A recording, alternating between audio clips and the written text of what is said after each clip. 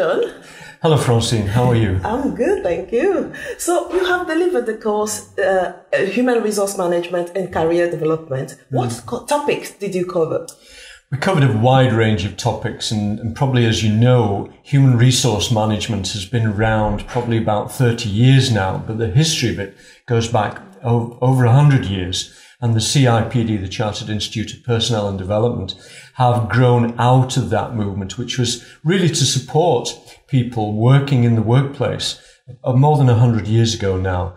And so what we did in the course, we incorporated all the main elements of HRM and took all the various competences and built the course from there. So what specific aspect have you covered? Because as you say, it's very broad, but which specific aspect did you cover during the session? As in its title, it's human resource management, but included in that is also human resource development. So we're including training and development, personnel planning, organisation, developing staff, and really a holistic approach so that no main area is not included, you know. So you wrote a book, one of the books, so you wrote many books, but one of the book called Dream, Your Life, Your Future. So where you talk about the power of imagination. So how imagination can drive human resource management in corporations? Yeah.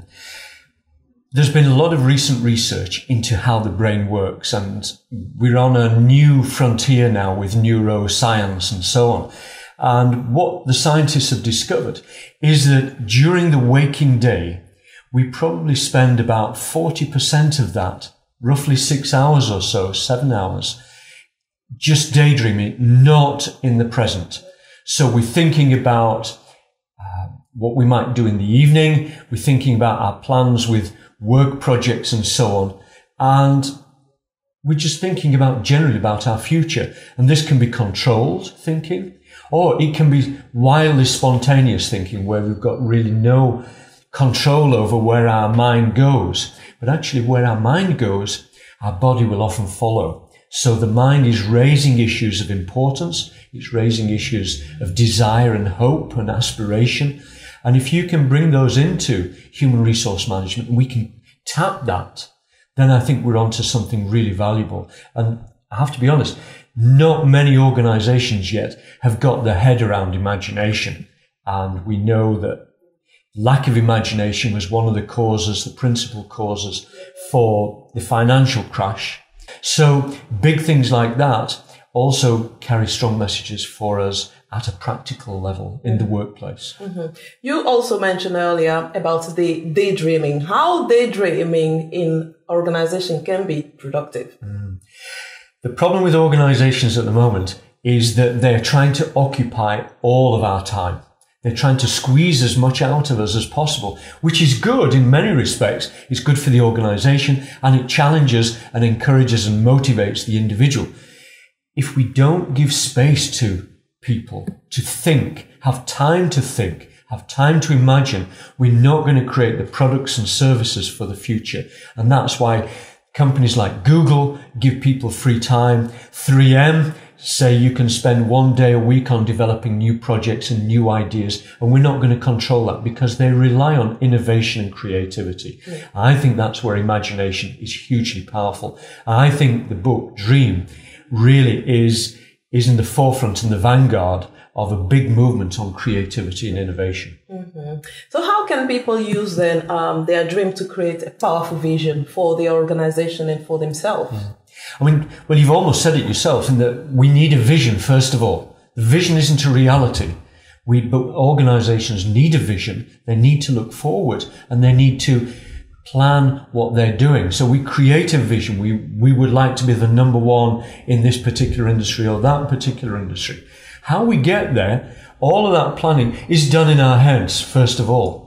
So we need to imagine, we need to explore, we need to create scenarios which are very powerful means of moving and changing organizations and getting them to achieve their objectives and their vision.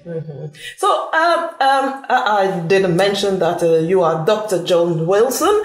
So what's the practical experience you bring within this field of human resource management? I think for me, I've spent more than 40 years in education and training now, and I've worked all the way from nursery teaching all the way up to teaching postgraduate and doctoral level, and I've also taught people in their 90s. So the range and spread is enormous in the education field. But I've also worked for governments. I've also worked for many large multinational companies here and abroad. I've got experience in the oil industry, defense, transportation, media, energy. I've worked in all of those areas, and I think you can take the ideas from one field and place them in another and be inventive and creative by doing that. Mm-hmm. So what are some of the challenges that organizations, face when they are developing, for example, their human resources? I think often I think the biggest problem for many organizations is they say our biggest source of strength is our people, but then they don't walk the talk. And I think that is crucial, because if you don't support and encourage and motivate your staff, you're not going to go anywhere. And I think all of the successful organizations don't rely on beating people with a stick. It's encouragement, it's inducement. Sometimes it's a bit of negative inducement, which some people might call a stick. But by and large, the most successful organizations are the ones that really encourage and support and educate and train their staff. So they're investing. They don't just buy people off the shelf, bring them in like a cog in a wheel and in a machine.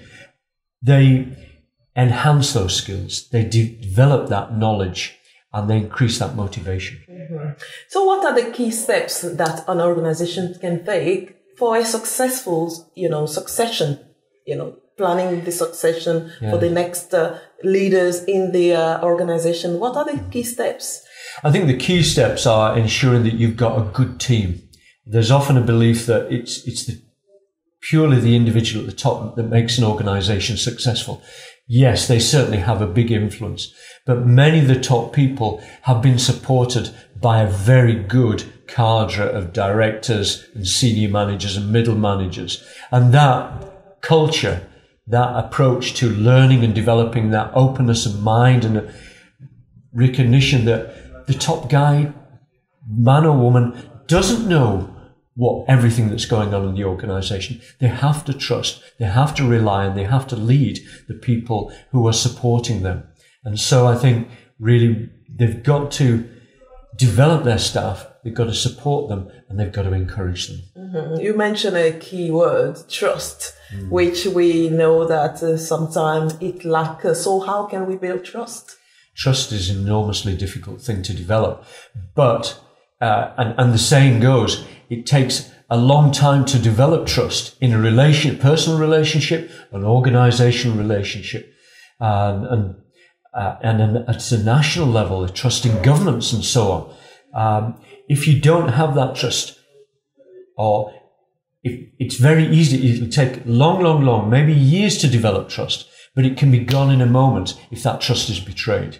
And I think organizations have to build a trust, because if they don't have trust within the organization and between organizations, then the transactional costs are enormous. And that additional cost, 5-10% in contracts, the slowness of movements within arrangements, means that people will go out of business because they don't have that trust with themselves, with their customers, and with their clients. Mm-hmm, mm-hmm.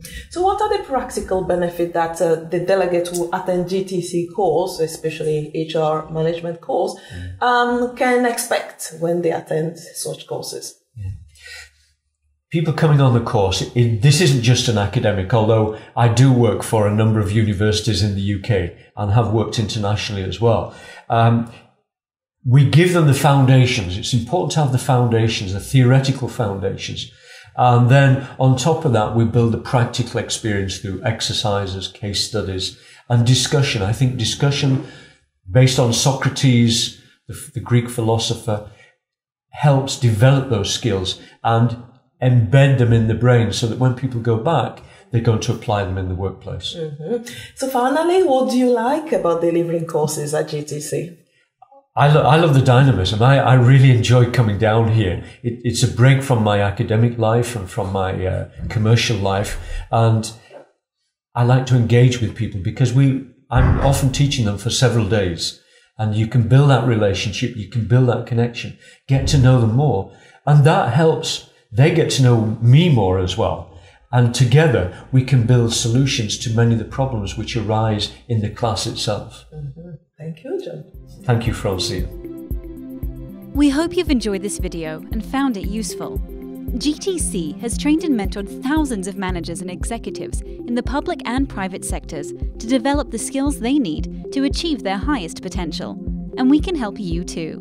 For more information about our accredited courses, visit our website, thegtcgroup.com. You can also follow on LinkedIn, Twitter, and YouTube.